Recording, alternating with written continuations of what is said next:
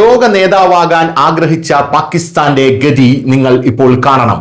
സാമ്പത്തികമായി തകർന്നു പണ്ടാരമടങ്ങിയിരിക്കുകയാണ് പാകിസ്ഥാൻ എന്ന് പറയുന്ന രാജ്യം. ഇതിന്റെ കൂട്ടത്തിൽ ഇറാനും അമേരിക്കയും തമ്മിലുള്ള യുദ്ധം തീർക്കാൻ മധ്യസ്ഥത വഹിച്ച് പാകിസ്ഥാന് വലിയ തിരിച്ചടി നേരിട്ടിരിക്കുന്നു എന്ന റിപ്പോർട്ടുകളും ഇപ്പോൾ പുറത്തു വരുന്നുണ്ട്.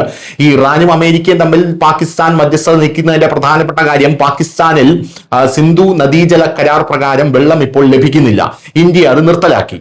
അപ്പോൾ ഇന്ത്യയിൽ നിന്നും ആ വെള്ളം ലഭിക്കാൻ ഒരു സമ്മർദ്ദ തന്ത്രം പാകിസ്ഥാന് ലോകരാജ്യങ്ങളിൽ ഇടപെട്ട് ചെലുത്തേണ്ടതായിട്ടുണ്ട്. അതുകൊണ്ടാണ് ഇപ്പോൾ പാകിസ്ഥാൻ ഇപ്പോൾ ഇറാനും അമേരിക്കയും തമ്മിലുള്ള യുദ്ധം നിർത്താനായിട്ട് നടക്കുന്നത്. അങ്ങനെ നടന്നു കഴിഞ്ഞാൽ പാകിസ്ഥാൻ പറയുന്നത് അമേരിക്കയും ഇറാനും കേട്ടേക്കും എന്നുള്ള ഒരു രീതി പാകിസ്ഥാനുണ്ട്. പക്ഷേ ഇപ്പോൾ ലോക നേതാവാകാൻ ആഗ്രഹിച്ച പാകിസ്ഥാന് വലിയ തിരിച്ചടിയാണ് നേരിട്ടിരിക്കുന്നത്. മധ്യസ്ഥത പിൻവലിച്ച് ട്രംപ് ഇറാനുമായി നേരിട്ട് ചർച്ച നടത്തി എന്നുള്ള റിപ്പോർട്ടുകളാണ് പുറത്തു വരുന്നത്. ആഗോളതലത്തിൽ മധ്യസ്ഥത വഹിക്കുന്നതിലൂടെ ലോക ഗുരുവായി സ്വയം സ്ഥാപിക്കാൻ ശ്രമിക്കുന്ന പാകിസ്ഥാൻ അന്താരാഷ്ട്ര തലത്തിൽ തന്നെ വലിയ നയതന്ത്ര തിരിച്ചടി നേരിട്ടു. യുഎസിനും ഇറാനും ഇടയിൽ മധ്യസ്ഥത വഹിക്കാവുന്ന പാകിസ്ഥാന്റെ ശ്രമങ്ങൾ പൂർണ്ണമായും പരാജയപ്പെട്ടു. പാകിസ്ഥാൻ വഴി സമീപിക്കുന്നതിന് പകരം ഇറാനുമായി നേരിട്ടുള്ള ചർച്ചകൾക്ക് യുഎസ് പ്രസിഡന്റ് ഡൊണാൾഡ് ട്രംപ് ഇപ്പോൾ ഊന്നൽ നൽകിയിട്ടുണ്ടെന്നുള്ളതാണ് പ്രധാനപ്പെട്ട കാര്യം. പാകിസ്ഥാനെ വിശ്വസിക്കാൻ ഇറാൻ വ്യക്തമായി വിസമ്മതിച്ചു.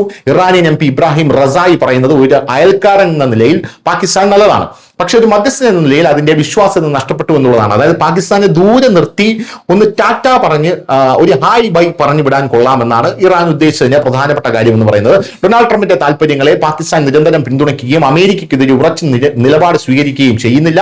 ഇക്കാരണത്താൽ ഇറാൻ ഇനി പാകിസ്ഥാനെ ചർച്ചകൾക്ക് അനുയോജ്യമായ ഒരു കക്ഷിയായി കണക്കാക്കുന്നില്ല എന്നും ഇറാൻ ഇപ്പോൾ അസന്നിഗ്ധമായി പറഞ്ഞിരിക്കുകയാണ്. News desk Malayalam.